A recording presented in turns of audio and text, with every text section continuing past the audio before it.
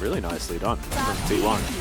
As Vista taken down to about half health, slowed, but isn't going to get knocked up as there's the flash, but Vista, that's just, you're never going to be safe there, and that's first blood going to T1. Move away from this huge voyage to the right side there, which makes him vulnerable as DuDu. Yeah, he's in the mist as the needlework's coming out. He wants to try and find this. The ghost has been popped as now Zeus, doesn't find the shock blast. Right off the map. As tables are turning pretty quickly now in the Gwen-Jace matchup because it starts off so well for Jace. Because the angle here is so perfect because it's really hard. You can't flash that wall necessarily as Vista, so... I mean, you can, but I don't know. I don't think he tried to, yeah. Right? But he still flashed into a deadly flourish, so it feels like it's still a mistake, but I don't know what he was actually attempting to get done. Yeah, I want to watch that again because I didn't see exactly. Well, he does have a blast cone to make his way in if he wants to, as Ona dives forward, finds the ulti to split up this fight, but it's a good double knock-up, and immediately Karis able to help out. It was a bit of a sombrero, but otherwise not too much to worry about as the double kill comes forward for On Fleek. Keria now diving onto Vista once again. He avoids the knock-up, and Keria with the Devourer available, but is he able to save the Xin Zhao? The answer is absolutely, as he gets it. My point is the idea. Yeah. The idea that, like, okay, we're down a member, but as you said, the blast plant is here for DuDu to take. And On Fleek's like, I'm getting a double, Zeus is caught, and the ult ends up being wasted as a result, but Faker's now on the wrong side of the rift. Yeah, he did a lot of damage with the Chaos Storm, but wasn't enough in the end, as Vista, like, just barely avoids, like, so many different things. Vista is avoided, even though it wants to, right? Yeah. Because Caitlyn in a lane like this should be doing absolutely fine, as DuDu going to get smacked back there as the needlework slows down Zeus, and he has to flash. DuDu looks for another one, but doesn't quite get it. Has that level advantage as well. Face check the brush though, not exactly what you want to do, as needlework not available just yet. Part of the power of Caitlyn is not only being good for scaling later on, but also denying your opponent's AD carry the ability to be relevant. DuDu now going to get dove on. Grab that control ward, and he does so, as Karis taking a lot of damage here from Faker, has to flash to get out of that gravity field. Gumayushi still walking from base. Yeah, he's taken a long time to get down here, but Hunter Life Esports really being a little bit wishy-washy on how they want to do this. Yeah, he does have himself an orb, as now Ona could be in trouble. Gravity field goes down, and that is going to be Shirley diving into the turret, but it's On Fleek trying to get out, and Gumayushi's here in the nick of time to grab that kill. Good shockwave is going to connect onto Faker, and he'll go down for the 1-for-1 right now.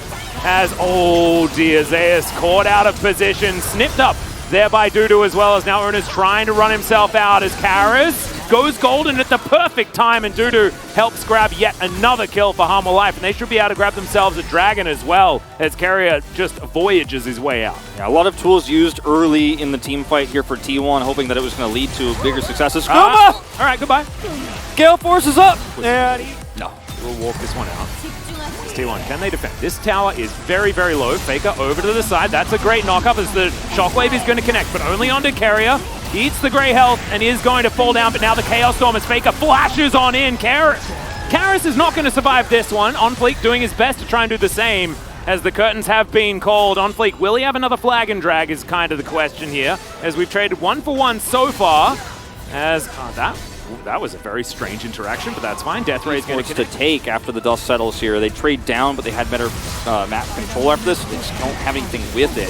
As Keria keeps Gumayushi up and full health here, Faker goes back in, but it's Owner who actually gets on top of Karis while also knocking On Fleek into danger here. The curtain call makes sure that no one else can turn, and it's just a bit of a yakety sax over here. Yeah, a bit of a weird knock-up interaction there, as Faker locks down the kill in the end, as we check out this good old flash in for so much Faker AoE damage. Chaos Storm helps guarantee the kill, and this is a lot of money going over to a Victor, who is one of the big win conditions for T1. And they have a great late game team fighting. This is so cool. They're just blocking T1 from seeing the Baron. It's a slow Baron because obviously it's a 3-man, but it's going to work out here. T1 cannot close the gap fast enough. Yep, and they're going to be able to get in there. That's an easy smite for On Fleek as they just... Faker has gone back, but this is 3 versus 1, and that tower is not going to keep him too healthy, I don't think. Yep, this one's just going to get wiped out. So, base broken, and the rest of T1 are now moving back. Vista has to flash. Curtains have been called. Can they make it out is the question, and the answer is absolutely Great yes. here to start off, and actually I don't think there's much Hanwha Life Esports could do about it. I mean, if OnFleek gets an orb on him and then can flag and drag his way forward, they aren't going to be able to grab the Drake. Two is a Gwen and a Jarvan pushing mid is DuDu. Yeah, Zeus finds a good trade. Feeling very good about how things could have been. Yeah, OnFleek going to dive forward. Ona, Wind becomes lightning, is now DuDu fighting Zeus and losing. Just gets solo killed by the late game chase. Not something I was expecting to say as the orb comes in, slows down Ona with the dissonance. There's now Faker lying in wait. The Cataclysm is going to be used as the Shockwave pulls him back. You actually do kill the Gwen. You said earlier, if you don't kill the Gwen, that's a big problem. But the one time you actually do catch her and burst her down and she puts up the miss, but you're already in there, you just 100-0 her. Gets him immediately over there. The flag comes in. OnFleek, can you find the smite is the question. The Baron's down to 50-50. It's going to be secured by Ona, but can they win the fight is the question. Keria gets the Devour off, and now Ona back in once again. The Orianna grabs the first kill, but the Caitlyn is already dead. The bottom lane has been dealt with, and now it's DuDu that has the damage. Karras there to try and support him. 4 versus 3. The Baron on T1. They win this fight. Yeah, they need to get a bigger Baron power play than what we saw before. The handling of this by Keria is so perfect, too. Like, OnFleek goes in, he looks for the smite, it's 84. I mean, it's very close, but then you end up being able to save Owner with the shield. He goes back in, and those are the health bars down. Owner, with Keria's help, is able to execute the Caitlyn before the fight really takes off to go to the longer parts of it, and that's why Hanwha Life Esports, even with the better health bars here, can't turn it around. Watch Keria once again. He's right there ready. Perfect. Not only does he save Owner on top of the Baron after he secures it, but then he pushes through and helps him kill the Caitlyn. Such a great play from this Kent player. Yeah, Keria is just so good. I don't know. You reckon? Feeling that way. Yeah, dude. At that moment. He's immune. So he's going to be all right. Is OnFleek looking for his opportunity. Dives towards Faker, doesn't get the knock-up, and I think OnFleek's just dead. He does get a Cataclysm, but that was heading towards the grave. And now, without a jungler, they are not getting this soul. That is absolutely a fact. And this is not an issue of Hanwha Life Esports' comp. Oh, Shockwave connects. Keria could get punished. That's a really long tongue. And he will keep himself alive. Curtains have been called. Is Vista in so much trouble? DuDu.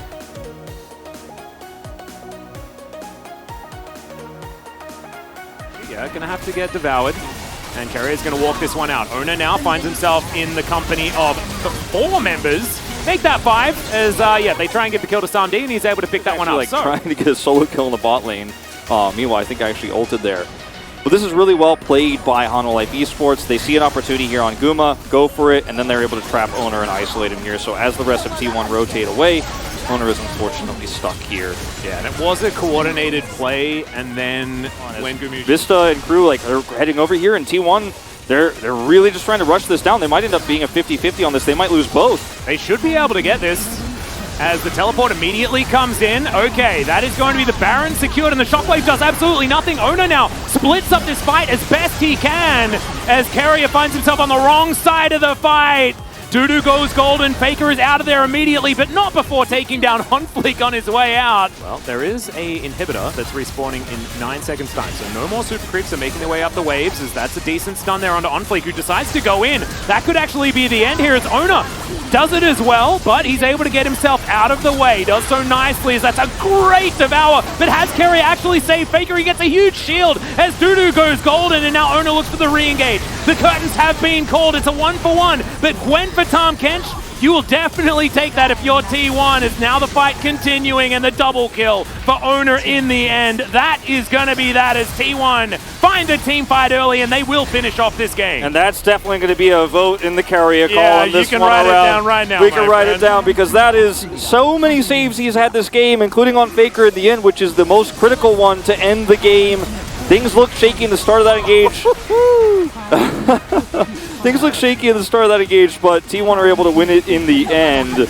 Oh man, that was definitely a slow burn, but in the end T1 are going to be able to pick up the win.